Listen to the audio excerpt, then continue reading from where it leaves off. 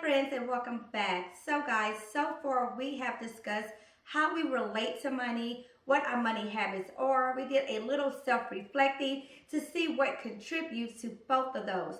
So guys, now it's time to figure out what our starting point is. Now guys, I took you through a few series of thought-provoking videos because I wanted you to gain a different mindset as it pertains to how you deal with your money, how you relate to your money, how you see it, and so on. So guys, now we need to focus on what that starting point will look like. Whether you're looking to get out of debt, whether you're looking to tighten up your budget overall, we need to figure out what that looks like and what that starting point is for you. Because after all, personal finance is just that, personal. Now, no matter where you are in your financial journey, you must have a written budget. You cannot be successful with handling your finances without having a guide to guide you through that, and your budget that you create, you control, is what will get you to your success point. Now, when we talk about budget, I know it can be very daunting, that B word that nobody wants to hear, but I guarantee you guys, once you learn how to set up that budget, stick to it, and realize that it's just a form of pre-planning how you're going to spend your money before you even get your money. It gives you so much control and so much freedom, I promise. You need to discover your why. Why do you want to create a budget? What is that for? Are you saving up for something? Or you just wanting to do better overall with your finances? Are you looking to buy a house? Do you want to take vacations? Or maybe you simply want to stop living paycheck to paycheck and be able to be comfortable throughout each and every month. Whatever that is for you, write it down. Take a photo of it if you're trying to plan a cruise, a Disney vacation for your family, if you're looking to buy a house. Take a picture of that and post it up any and everywhere you can, at your desk at work, your desk at home, in the bathroom, on the mirror, wherever you get dressed at in the morning. Post reminders up for yourself to keep yourself motivated and keep yourself going. We all need a why as to why we are doing the things we're doing, why we're giving up certain things, why we have decided to turn over a new leaf with certain things, so on and so forth. So know what your why is and stick. Another recommendation I have is get an accountability partner. Get the one that will call you out on your crap. We all have at least one friend, one family member that will definitely keep us on the straight and narrow without any hesitation. Get someone that's other than your spouse or your fiance. However, if you are married or you're looking to get married and you have combined your finances and so on with this person, definitely make sure you are in agreement on having an accountability partner and who that person should be. Think about it, guys. When it comes to us wanting to lose weight, get back in the gym, maybe start doing better with our personal devotion time, reading books, whatever those goals may look like, we tend to go to our best friends to have that accountability partner there to keep us in order on that particular goal. Your finances is no different. We have to remove the fear or the embarrassment of sharing with other people where we are financially, because if we don't open our mouths, we won't get fed knowledge. That's as simple as that. It is stated, closed mouths don't get fed. So you have to be willing to come out of that embarrassment or fear, if you will, and ask for help where it needs to be. Now, by all means, that doesn't mean that you go telling any and everybody about your personal business, but you find someone that you know you can trust and you can confide in and that won't lead you astray.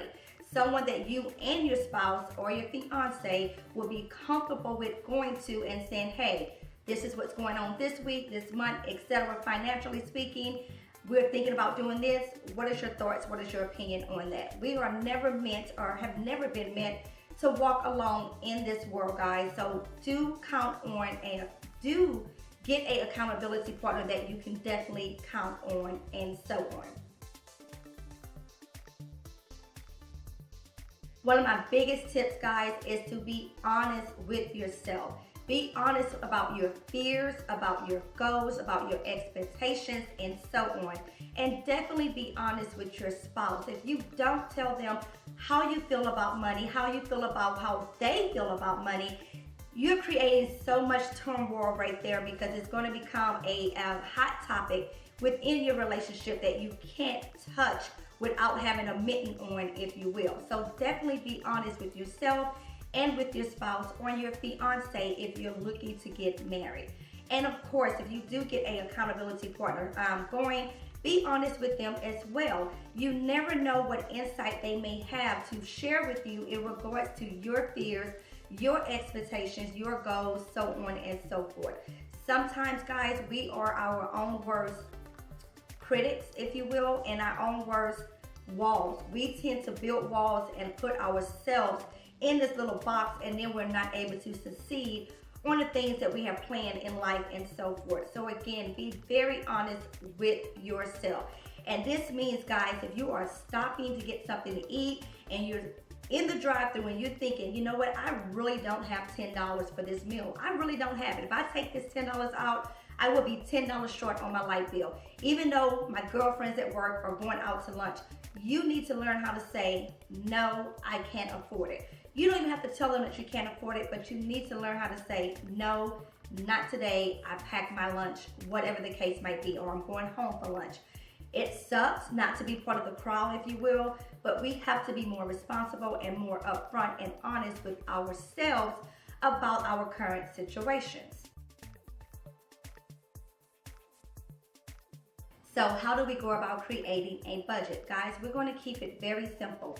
Pen and paper is the only way to go, in my opinion. Now, our culture is definitely technology geared. I get that, it's a wonderful thing, but there's something magical that happens when you're physically writing out things, writing out your budget, writing out the numbers, writing out the things that have to be taken care of this week, this month, this year, etc.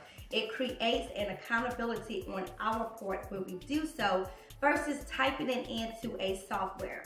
Now, by all means, if you are just one of those digital type people and you personally love to have things stored away in Google Docs and iCloud and all that other fancy stuff, then that's fine. I would still encourage you to first create that budget on paper, write them numbers out over and over again, see how you can stretch that last dollar to no end, and then once you got it perfected for you, take that information and transfer it over to the electronic system. But by all means, still keep it in written form, because guys, I'm telling you, there's nothing better than pen and paper when it comes to your numbers. You're able to quickly go back to it, you're able to cross things out and add what needs to be in, and you have that record of what was there, what was planned, and why it didn't work out or why it worked out better than what you expected, and so on.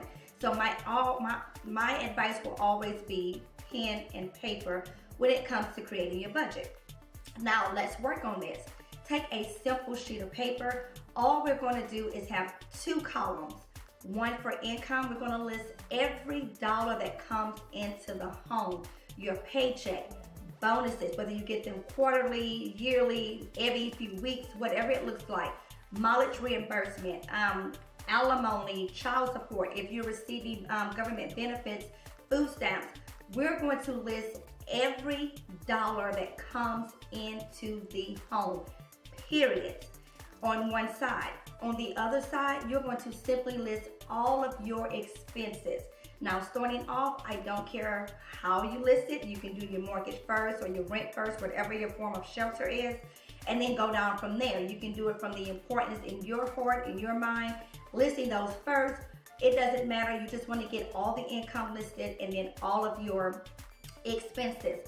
And when I say expenses, I mean every single dollar you spend. So if you go to the cleaners twice a week to put your uniform in there, you need to write that in. Even if you get reimbursed by your employer for cleaning your uniform, if you are physically paying for it up front and then you get reimbursed, that reimbursement goes on your income.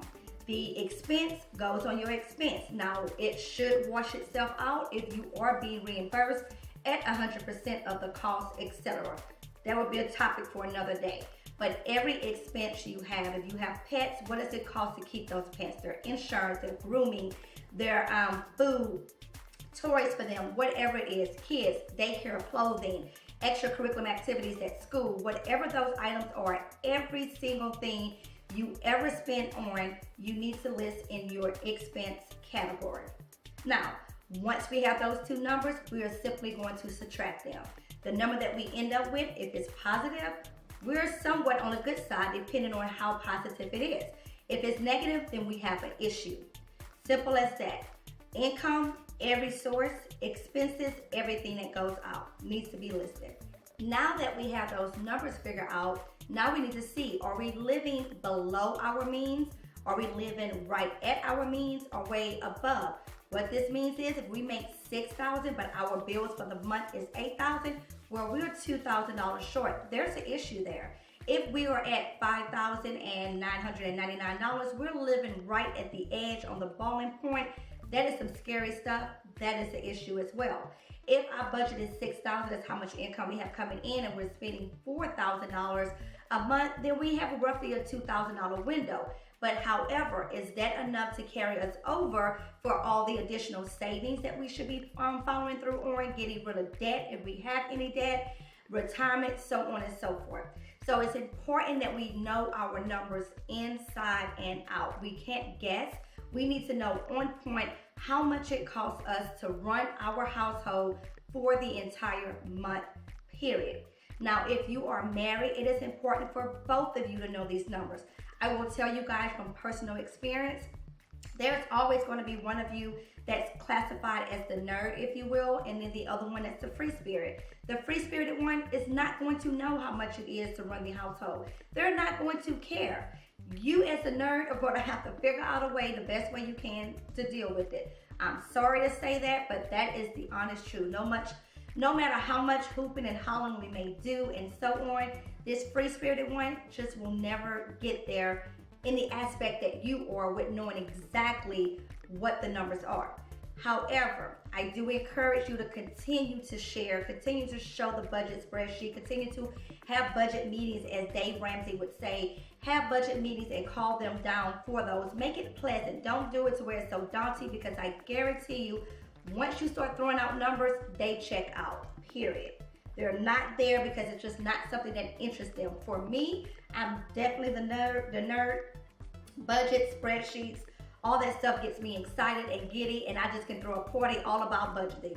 I love it. So me and my husband are totally opposite. Him, on the other hand, when I go to talk to him, I know I sound like Charlie Brown's teacher. Womp, womp, womp, womp, womp. Because he completely blacks out. So I have learned to keep things very short and nitpicky. Not nitpicky, very short and don't nitpicky. I simply say, this is where we're at. This is what's short. This is what I need you to do. And he takes care of his part that I need him to do.